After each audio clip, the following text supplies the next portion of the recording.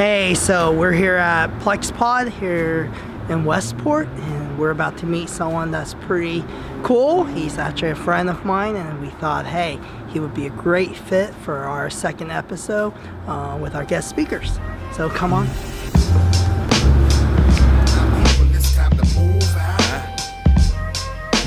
Well, we're a global company. We actually work in leadership, development, and bringing transformation into teams and individuals and organizations. And we intentionally multiply that work throughout the whole organization. Preacher man preaching to each his own. Mano we mano, fly away, fly away. We talk a lot about marketing and digital and different things like that. But what we found as we consult clients on a marketing level, that a lot of companies miss the point in regards to the importance of culture. And within the organization, how leadership's supposed to look and different things like that. And Giant focuses a lot on that. So let's talk a little about that. Yeah, I think it's really important to actually engage in culture development, and it has to be an intentional process as leaders. And I think a lot of times we kind of do it accidentally. We think it's just going to happen, but it's like a greenhouse. You have to actually have to cultivate an ecosystem that actually produces healthy culture. Okay, so what does healthy culture look like? You know, one of the things that we talk about in leadership is that every leader defines culture and sub-leaders define subculture. And so really we say that there's always a balance in regards to our leadership. There's the support side of leadership and there's the challenge. And it's the calibration of these two things where you can actually create a certain dynamic or an ecosystem or a culture. And so if you look at sometimes the dominating kind of cultures and leaders, they tend to be high challenge, all about results, and they're bringing a culture of fear and maybe manipulation. And they don't have to be necessarily jerks. They could just be very work-driven, and all of a sudden they can be creating a dominating culture. There's some people who are very supportive, right? They're very relational. They love to listen. They like to pull things out of people. They're the nice guy, you know, they're the nice girl, and they're just wanting to be helpful, serving, but at the same time they have a hard time bringing challenge, and as a result, they produce a culture of entitlement. We call that protector leadership. And those who don't do anything, nor support or challenge, they kind of abdicate their role in regards to doing leadership. What we find is that they actually create a culture of apathy and low expectation. And so what we find is that those who actually calibrate level 10 support, level 10 challenge are the ones who actually create empowering opportunities for leaders and actually create a culture that's actually vibrant. Yeah, so I know in a couple of weeks, our team here at J29 will be meeting with Abe and doing some workshops. So tell us a little about what's available here in Kansas City through Giant. Yeah, well, Giant, we actually focus on about 5 or 6 areas in regards to high-performing teams. We measure areas of communication, relationships, alignment, execution, culture, and we take these things and we actually quantify it and do diagnostic tools where we can actually see the health of each team. And from that place, we then actually focus on each of those key areas so that you can actually fine-tune it so it can be a high-performing team. Naturally, what we find in leadership development, or even just when people try to fix a business or make it go to the next level, they focus a lot on like alignment or strategy or execution and the task aspects of business, the hard skills. But what we find a lot of times, if you don't deal with the people issues, the communication issues, knowing how to find the goals and the sweet spot of your people and knowing how to communicate to them, that often, no matter how much alignment, no matter how much execution you're trying to focus on, it won't really work. There's always a glass ceiling. And so we actually help with the people issues within business so that they can actually be able to be effective getting the ROIs in their business. Okay, that's awesome. So I think one of the biggest questions we come across as we're consulting clients with digital and marketing, a lot of them have this idea that social media and digital marketing is really a millennials game. Mm-hmm. So let's talk a little about millennial. So I think a lot of organizations, it's just such that's the future, yeah. You know? So a lot of businesses are focusing on how do we communicate to millennial. So let's talk a little about that. For sure. I mean, you look at just for instance, the landscape of just the workplace. Lots of things have changed. because of the information age and the digital age and industrial age, all those things are coming together where you have so much information, so much choices, everything starts to become decentralized. Like, how do you engage in that? Especially when you look at millennials. Millennials, I mean, you can define it in many different ways.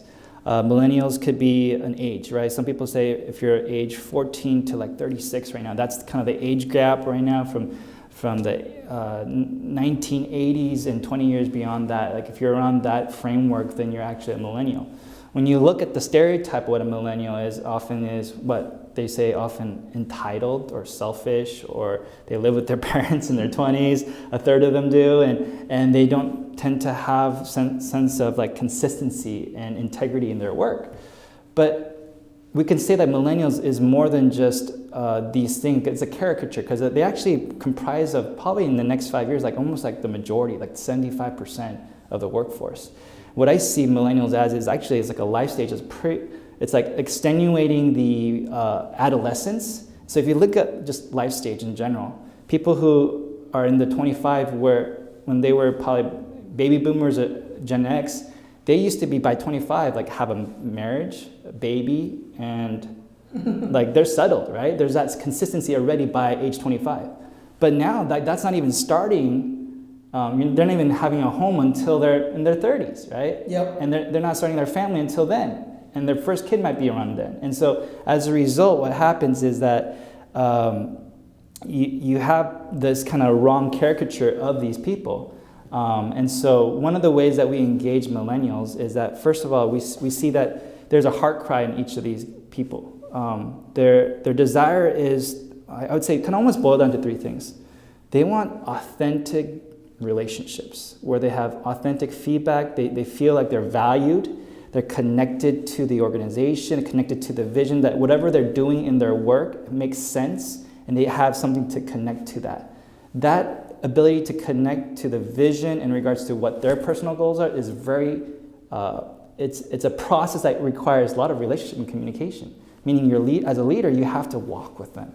You have to talk to them about what their dreams are and their passions, and how to connect that to the overall vision of the company, and show that what they do has direct impact to the very things that is worthwhile. Secondly, you look at, they want to be developed. When we see studies, like you look at, let's say, McDonald's and like Chick-fil-A. One of the differentiating things is that Chick-fil-A spends a lot of money developing and training their people. And they actually pay them even less than McDonald's or even Walmart. Walmart and McDonald's actually pay them a little bit more, but then they spend less money in training.